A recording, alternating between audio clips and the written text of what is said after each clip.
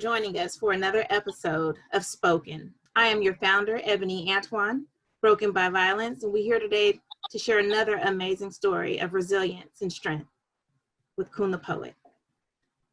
See, when I met Coon the Poet, I was inspired by his story. And so we'll have an opportunity to hear a little bit about Coon prior to his exposure to violence, and then learn about his healing strategies. He comes to us in the way that feels most right to him. I say thank you for joining us, and let's all welcome Brother Coon. March 1st marks the curse, the worst, the first time that I almost nearly marched to the hearse. I'm feeling it hurt. The bullets hitting my body, I'm thinking inside, man, I can't believe that he shot me. I'm running through the house. I started to pause. I looked back. I could see my blood hitting the wall. I started to fall. My legs not working the door. My cell phone's ringing. I pick it up and answer the call. Bro, he shot me. Call 911. Then the phone slipped out my hands. My body was turning numb. I prayed to the Lord not to let me go. If it really was my time, he should have let me know. I would have got ready, packed my bags for the journey, or duck and dodged and avoided the gurney, because this is the reason why I'm twitching my eyes, or this drama steady bringing me trauma. I'm traumatized.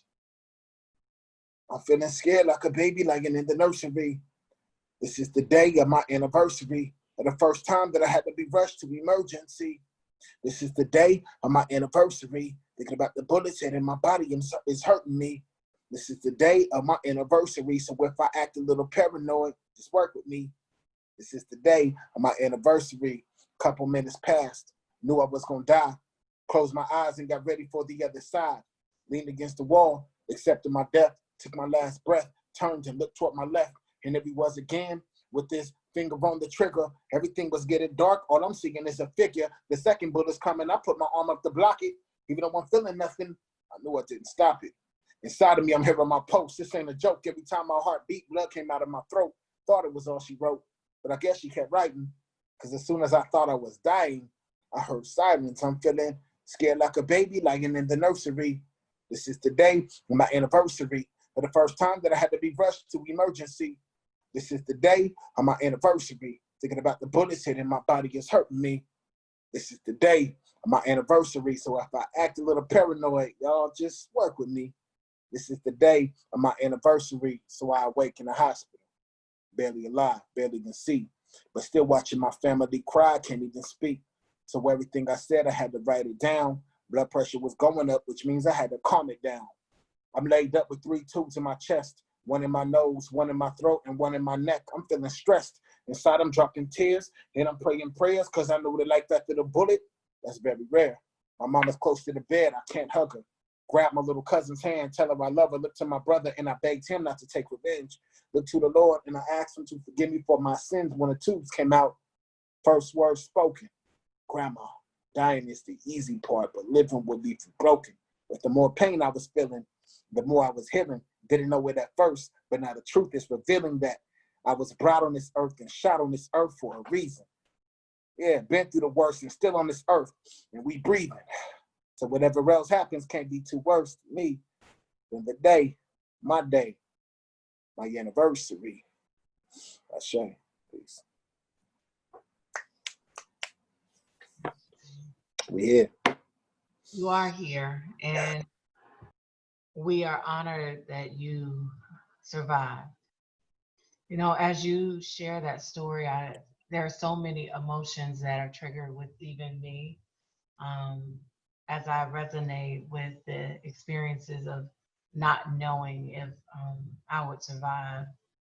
And so if you wouldn't mind, just take us through some of the emotions that were present with you, like days or even weeks after the crime. Emotions. I like this game. The emotions were, of course, fear, the closest emotion to uncertainty, but also the closest emotion to fresh start. Yeah. I knew that was my reset. So, and then shortly accompanying after during the 10 days spent in the hospital. So after the first 5 days, when they started taking out the tubes, it was an emotion of like a strength that I've never felt. It was an emotion of like, as we sometimes, so romantically call it, being a survivor, but it was a real survivorship, a real gladiatorhood, a real warrior, a real warrior spirit that was birthing inside of me. And then overall, it was this deep love for humanity. Did that happen? I mean, that range is so wide, right? Did that happen overnight, or what were some of the main pieces or experiences that shifted your perspective over time?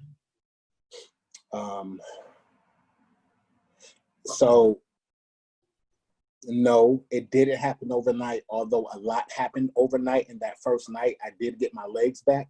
Right. So I was actually paralyzed when a bullet initially penetrated my back and my spine. And then that night in the hospital, my foot moved or twitched, and the nurse celebrated, which made my mom look up from sending up prayers. My mother's in the medical field. She had no idea that her son was paralyzed. And so the nurse actually explained to her that the bullet was lodged near my spine, and they were unsure if I would be paralyzed.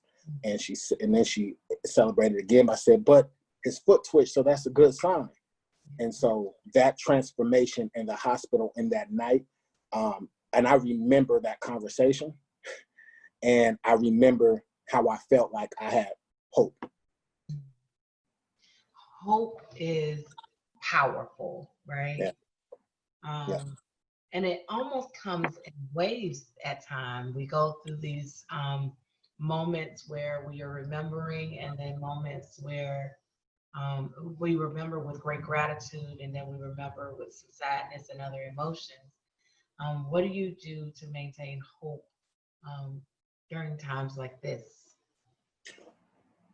I go back to that moment. When you say times like this, times of loss, darkness, coming from where I come from, I've lost a lot of loved ones, family, a lot of classmates, a lot of people I grew up with in South Sacramento, California. And so there has been a lot of loss and transition. And so I do go back to the moment when I lost and gained, and that is in the hospital. And that is where I keep where my hope and my faith comes from. There was a moment of rebirth that took place in the hospital. And so during these times, the darkest of times, I do go back to that twinkle of light when my eyes started opening up. So yeah, hope that answers the question. It does. I love this illustration of your eyes opening up. And you talk about the reason why your eyes twitch, which is a consequence, or it's an impact of your injury, but it also is the same space where we can see the twinkle in your eyes that really hold a lot of hope. When you think about your healing journey, what would you attribute to you feeling like you are healing, or you are healed and actively healing? What do you do, or what do you attribute to that? So who or where do I give the credit? Yeah. Come on, man. The Most High, God, the Creator. However you understand, or the people out there would understand, it doesn't matter. I know I had a conversation, which I'm writing about in my newest book coming up, Transparent Me. There was a conversation and almost a deal being made between me and God to come back. And that's a whole nother topic we don't have to touch on today, but I have to give praise to the Most High. I know I have a purpose. So if the emotion, going back to your first question, I think one of the greatest emotion is the emotion of purpose, whatever that feels like. And it's because of that conversation, because the fact I was given another chance. I'm not going to even say second, because every day it's a new chance for me. I love this. I love this thought about having another chance, because often when we talk about our first victimization or our first time that we were exposed to violence, it's typically not the first time. It's right. And so we've been exposed to community violence or family violence. And then when it happens, when we have that direct experience, it changes and shifts the way that we navigate through space. Were there any services other than the medical services that you talked about that were offered to you to help you with your healing? Thank you for asking that question, because they didn't. That's the best way to put it. There was a program I was actually, my event, my life-changing event took place in 2005. And it wasn't until 2010 that there was a program that was created in my city, Sacramento, California, that actually helped young men walk through their healing process and stand. And, it was very much a case management program. And I was blessed to be able to assist with that a little bit, coming in and kind of giving some of my tips of healing. But originally, for myself at least, there was no services offered, no resources offered. I actually, when I went back to my school, they actually suggested that I be put on homeschool to try to dodge their responsibility in it, and so I did have a nurse/teacher come to help me with my homework, but there was nothing as far as mental health is concerned. There was nothing as far as even physical therapy That was available to you during that time. that was offered. It may have been available, but it was not offered to myself nor my family. I actually had to develop some other ways of, healing therapy, which was my music and my poetry at that time. That was where I put all my pain, right? And that's where it started turning to power. So that was my mental health advocacy for self advocacy, if that makes sense, and self therapy. And so, last question as we close this segment: if there are lots of people who are listening or will listen to the playback, who may experience being broken by violence, either having direct experience or attending and holding space for a loved one that has experienced violence, what are the two things that you offer for them right now?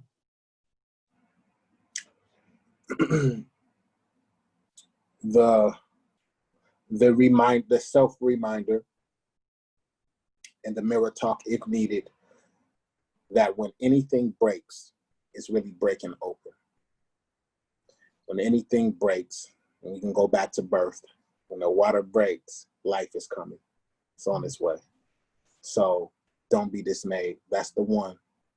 Look forward to new life. And then as far as the thought process and the fear that it's going to keep happening again, remember one of my favorite scriptures, that no weapon formed against you shall prosper, even if that weapon is formed. Remember that you are powerful, you are royalty, you are of greatness, and you are of success. And so in order to reach success, you're also going to have to reach adversity. You already won. Thank you. We'll have our closing words and appreciation from our founder and our leader, Ebony. I first want to thank you, Brother Coon, for sharing your story. Because when you speak, you strengthen other people. I want to thank you, Dr. Butler, for holding space. I thank you for your resilience. Your story, you have no idea how much it's going to inspire somebody else, someone that looks like you.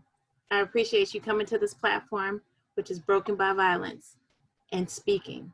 because without anything else, these words need to be spoken. And we are breaking the cycle of violence by not staying silent. Have a great one. Thank you for tuning in. Peace and blessings. Where you at?